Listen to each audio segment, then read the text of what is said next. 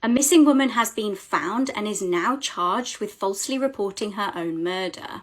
37-year-old Margaret Sweeney from North Carolina was recently reported missing. In a bizarre twist in this case, she's now facing charges related to faking her own murder. She's facing the charges of causing a false report to a police station, false report of death or serious injury, and obstructing law enforcement officers. It's believed that initially police received a call which insinuated that Margaret was endangered or deceased. The day after, police were actually able to identify where she was by pinging her phone. She was discovered safe and unharmed. It's now alleged that the woman made anonymous third-party false reports to a friend and the Department of Social Services that she'd been murdered. Police at the moment are unsure why she may have done this, but they did say it does appear that there was some domestic issues with the boyfriend.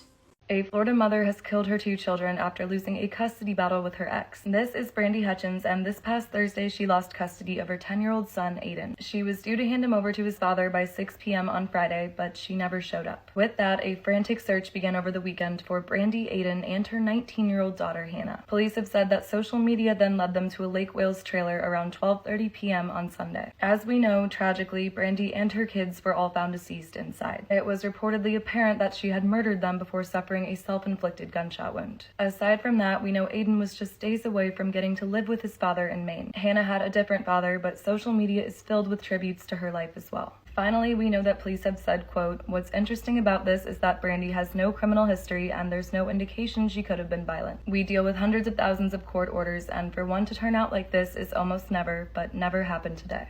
Cannibal facts that'll eat at you for days. Part 3. In the year 2000, a Chinese performance artist named Zhu Yu prepared, cooked, and consumed a human fetus as part of an art piece. In 1981, Czechoslovakian serial killer Ladislav Hoer confessed to killing a young woman and cutting off her breast and vagina.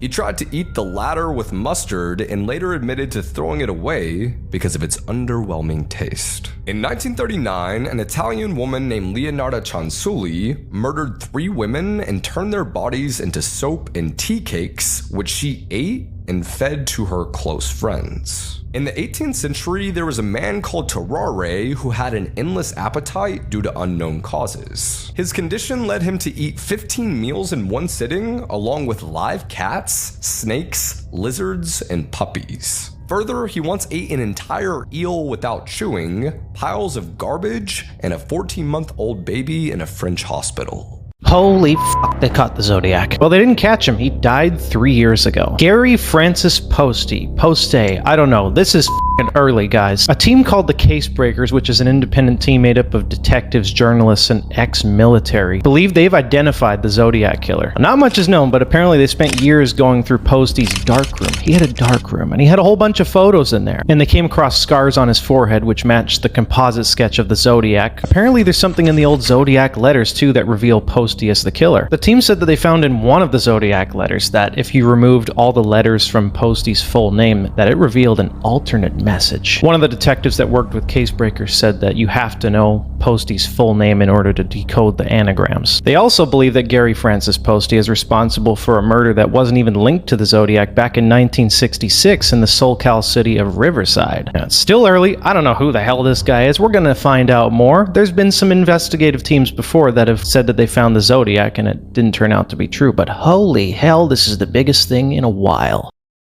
Curtain number 1 is correct.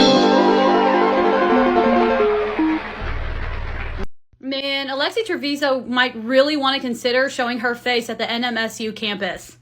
There's this group chat with like hundreds of students. It's the class of 2025 NMSU. Anyway, they have been posting all kinds of stuff like this. Somebody took a screenshot off of this Instagram and said, "Nah, she coming here?" And then this person said, "Fucking disgusting," on NMSU's behalf. "She may have the right to an education, but we have freedom of speech." This one says, "Am I crazy for being super uncomfortable with Alexi Treviso coming to NMSU?" And this one, and you know what? I wouldn't be surprised if that did happen. And not just that, but the students don't want her there so much that they actually have a petition for NMSU to rescind her acceptance and kick her out.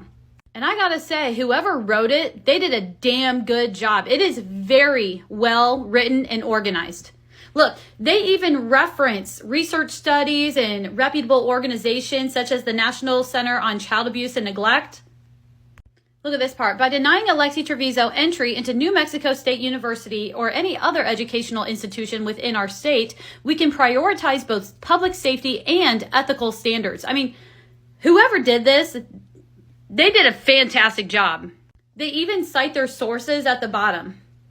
So yeah, the judge might have given her permission to go to the campus to take her exams, but the students are saying hell no.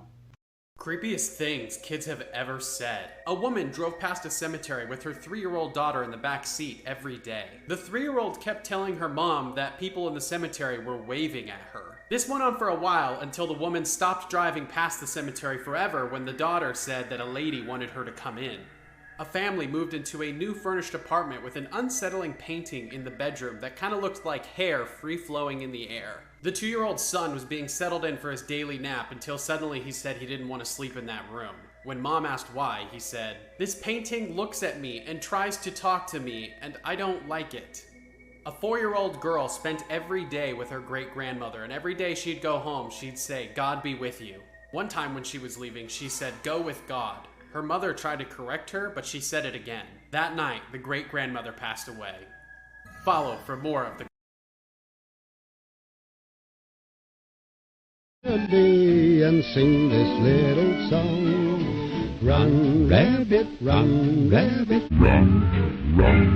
Hi, I'm Ethan, and we'll be diving into crazy crime cases with insane twists I didn't see coming. In December of 1997, Luz Cuevas was doing her nightly check-ins on her children as they were going to bed when she noticed that her daughter's crib was empty. Leaving her daughter's room, she noticed that there was smoke in the hallway, and before she knew it, her house was up in flames. She ran into the rooms, grabbed her children, and brought them all to safety, except the baby that was missing. What shocked her was police said that her newborn daughter had passed away in the fire. Obviously, she was devastated, but then began yelling at the police saying that someone had kidnapped her daughter prior to the fire. No one really listened to her. They all interpreted it as a bad way of grieving. However, in 2003, Luz went to a birthday party where she saw a familiar face. This face looked like her daughter. She was able to obtain a DNA sample, and when that came back, it proved that that actually was her daughter. A woman with the name of Carolyn Correa had kidnapped Luz's daughter and set her house on fire. She was sentenced between 9 and 30 years, but since then I've not seen any reports stating that she has been released. This bride-to-be was shot to death on her wedding day. After looking forward to this day for her whole life, Gladys Rickard was brimming with excitement. It was the 26th of September 1999, and she looked absolutely stunning in her wedding dress. She was taking photos in her living room with her bridesmaids. The 39-year-old was preparing to get into a limo which would take her to marry her fiancé, accountant James Preston Jr., although tragically she would never make it down the aisle. Gladys had previously dated a man named Augustin Garcia. They had begun dating back in 1992, but he'd been abusive to her and cheated on her, so she left. Although she had clearly met someone new and had moved on, Augustin had been stalking her. Gladys had to report this to the police one day when Augustin turned up at her house and was banging on the windows and doors. In a horrific foreshadowing of events to occur, one day Augustin left a Bible and white flowers on her front lawn. Now, in the Dominican community, this apparently symbolizes death. Before Gladys was able to leave the house on her wedding day, Augustin burst in. He had driven from his home in Washington Heights and opened fire at Gladys. She was shot several times before Augustin had to try and reload his weapon. Gladys's brother bravely tackled him to the ground and held him there until police arrived. Sadly, it was too late for Gladys. Augustin was given life in prison with the possibility of parole after 30 years. No, no, no, no, no, silly, to dry it. But it exploded, and they were both found dead. We need to talk about this photo. This photo was discovered by a single mother who recently bought a new phone. She came home, placed her phone on the table, and started watching TV. But soon after that, her son found the phone and asked to play with it. She agreed, thinking nothing unusual was gonna happen. But around 11 p.m. that same night, the mother decided it was time to go to bed. Strangely though, she found her son already in bed, which was very unusual for him. Normally, he'd want to stay up a lot longer. That's when she noticed her new phone was still in her son's hands. So she took it from him and unlocked the phone. At first, only seeing some minor changes. He changed the background on her phone and took a few pictures around the house, nothing too alarming. But since the photos seemed random, she started deleting them. Until she saw something that shocked her. This was the last photo on her camera roll, showing her son sleeping, but the photo was taken by someone else above him. Follow for more stories. Fugitive Drew Lord Taliban who stole cartels for £150 shipment is tossed into ocean with an anchor tied to his waist. The footage, shared to social media, shows Fuentes staring at the person recording the video. He is then dumped overboard. In an elaborate and poorly thought-out ruse, Fuentes, a middleman for the Venezuelan clan del Cartel, earlier had dumped a shipment of narcotics worth $10 million at sea and fabricated a fake Coast Guard pursuit to explain not bringing the load back to his bosses and kept the cash. In the moonlight, my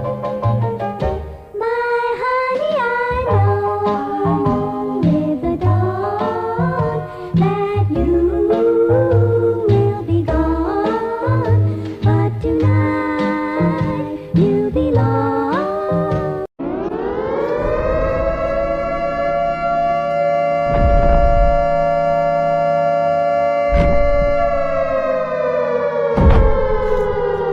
These are the top 3 most baffling episodes of Unsolved Mysteries. Number 3 is House of Terror. In this episode, a Frenchman and his entire family disappear. They've seemingly just vanished without a trace, and then a hideous discovery is made. One family member has still to this day never been found, and for me, just the amount of unanswered questions makes this one really unsettling.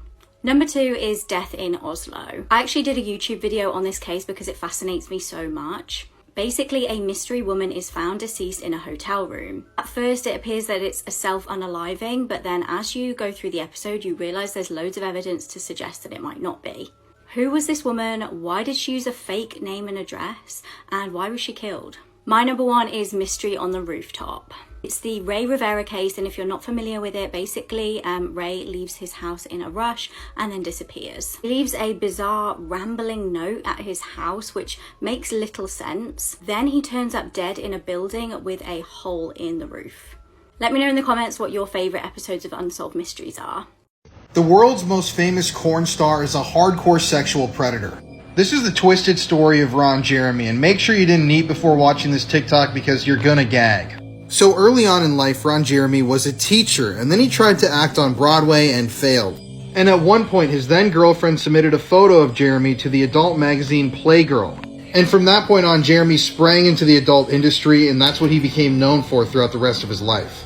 So Ron Jeremy is currently listed in the Guinness Book of World Records for the most adult video performances. He has appeared in over 2,000 corn films. And he's also a world-famous celebrity. He's been in a ton of movies, music videos, TV shows. A lot of people know who Ron Jeremy is. The downfall of Ron Jeremy really started in the year 2017, though. In that year, he was banned from a major convention that happened across all of America because apparently he was touching, groping, feeling, inserting himself into people who were attending the convention, asking for pictures and coming to see him at his booth.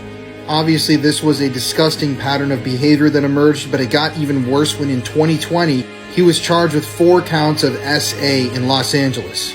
Apparently, he had SA'd a woman at a home in 2014, he had assaulted 2 other women at a bar in 2017, and then he was accused of assaulting another woman at the same bar in 2019. So initially, just like predators always do, he claimed that he was fully innocent, but as the details behind this case came out, it got so much more disturbing.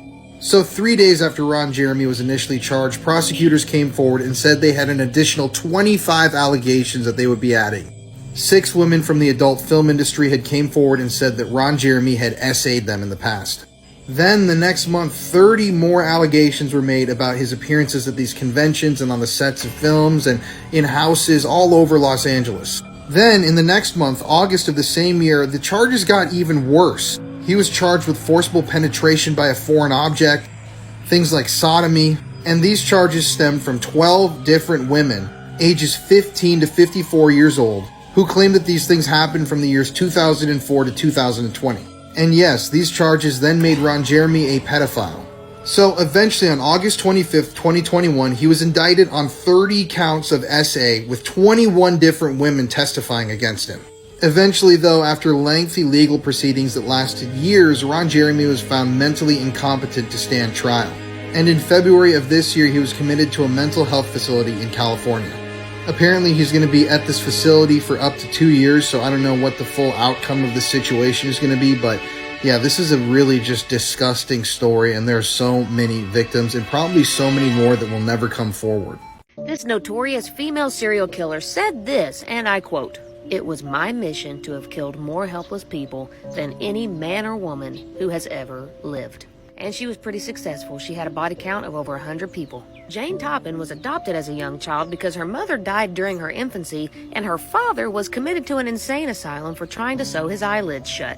Unfortunately, Jane somewhat inherited her father's instability, and she kind of went off her rocker when she was dumped by her fiance. But things kind of started to iron out when she joined a medical program and she became a student nurse. However, as a student nurse, she became obsessed with autopsies. After 2 mysterious deaths in her care, she was dismissed from the nursing program. However, she became a private nurse by forging documents, and she began to serve homes all over England. And unfortunately, very few patients survived her care. Jane would pick her favorite patients, usually people who were very sick and elderly, helpless, and she would use them as guinea pigs and do experiments on them using morphine and atropine, giving them varying doses, large doses, to see what it would do to their nervous systems. To Jane, her patients were a source of amusement. They were toys. She would write up fake charts and spend an excessive amount of time alone with them. She would cause them to drift in and out of consciousness and even crawl in bed with them. And up until this point in Jane's life, she had just been kind of toying with patients, killing them occasionally, but in 1895, she really hit a stride and decided to take her art seriously. She poisoned her landlord and his wife. She poisoned her foster sister, Elizabeth. She then moved in with an elderly patient named Alden Davis to take care of him after his wife had passed away, whom she had also killed. And it wasn't long after she moved in that Alden Davis sadly passed away. And then after that, his sister and 2 daughters also died. And of course, the surviving members of the Davis family became extremely suspicious, considering there was basically an extermination of their family members. So they called the police and they reported this, and they did an autopsy on one of Davis's daughters, finding an excessive amount of poison in her system. So at this point, the police began watching Toppen and kind of seeing what the heck was going on. And it wasn't long after this that Jane was in fact arrested, and she confessed to 31 murders, but she is suspected of over 100 murders to her name. Y'all, I'm a recording artist. I tell these stories for fun. If you enjoy the content, please hit follow. I'm coming up on 1 million followers, and I just dropped a brand new EP called Revolver. I worked really hard on it, and it would be such an honor for me if you would give it a listen. Cheers. Bye. This is the face of the world's youngest serial killer. A truly shocking case that I have never heard about until today. Hi, I'm Meg. I talk about true crime. Let's get into this case.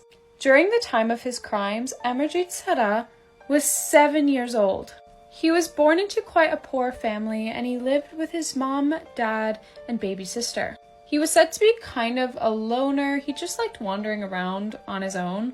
One day, his aunt was coming to visit because she had just gotten a job around the city. She decided to leave her 6-year-old with Amarjit's parents just while she was settling into her new job.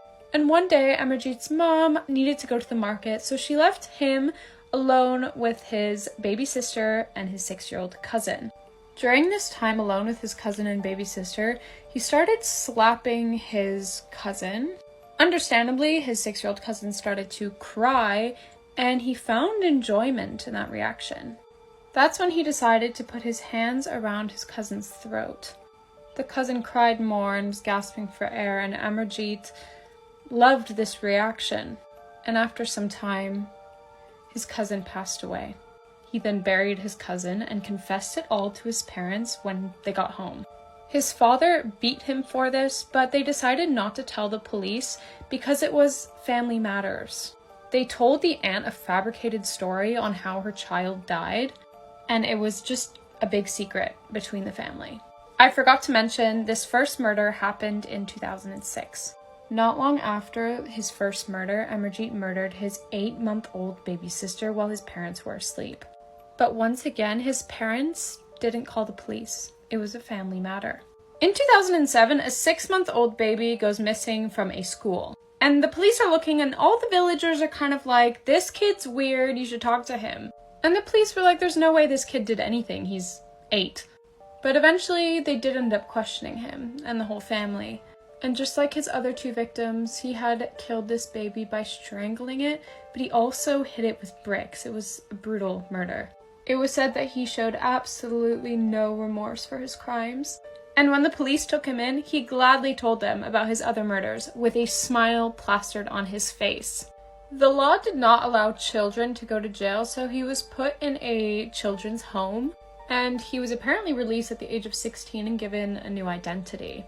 Meaning, yes, he is out there right now, and no one knows who he is.